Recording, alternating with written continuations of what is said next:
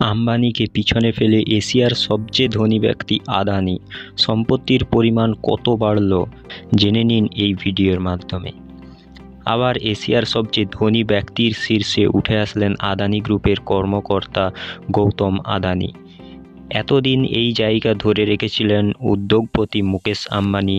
এবারে মুকেশ আম্বানিকে পিছনে ফেলেই ভারত তথা এশিয়ার সবচেয়ে ধনী ব্যক্তি হয়ে উঠলেন গৌতম আদানি। কত সম্পত্তি বাড়ালেন ধনকুবের গৌতম আদানি? মুকেশ আম্বানিই বা সম্পত্তির পরিমাণ কত? জানুন এই ভিডিওটিতে বিস্তারিত। সমস্ত সমালোচককে পিছনে ফেলে ভারত তথা এশিয়ার সবচেয়ে ধনী ব্যক্তির শিরোপা জয় করলেন গৌতম আদানি। সম্প্রতি ব্লুমবার্গ বিলিনিয়ার ইন্ডেক্সের একটি রিপোর্ট পাবলিশ করেছে, যেখানে বিশ্বের সেরা ধনীদের নাম তালিকাভুক্ত করা হয়েছে।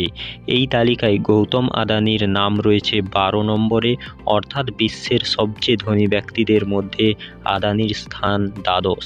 সম্পত্তির পরিমাণ মুকেশ আম্বানিকে পিছনে ফেলেই এই স্থান দখল করলেন আদানি।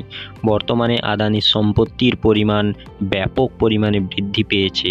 গত 24 ঘন্টার হিসাবে তার সম্পত্তি বেড়েছে 7.6 মার্কিন বিলিয়ন ডলার।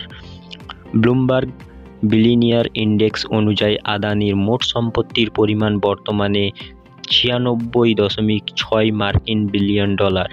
এদিকে মুকেশ আম্বানির মোট সম্পত্তির পরিমাণ 96 বিলিয়ন ডলার, অর্থাৎ মুকেশ আম্বানি আদানির সম্পত্তির পরিমাণ থেকে 0.6 বিলিয়ন ডলার বেশি।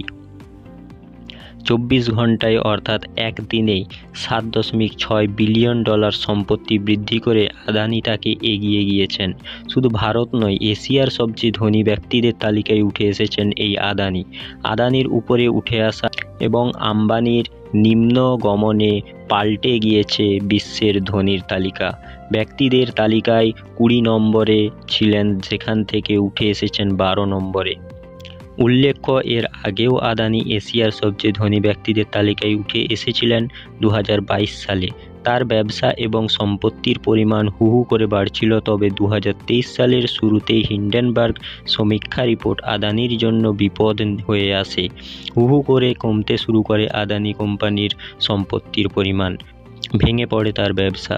2022 সাল পর্যন্ত বিশ্বের সবচেয়ে ধনী ব্যক্তিদের তালিকায় যেখানে তার নাম 5 নম্বরে উঠে এসেছিল, সেখানে এই সমীক্ষার পর আদানির স্থান তালিকায় অনেকটাই নিচে নেমে গিয়েছিল।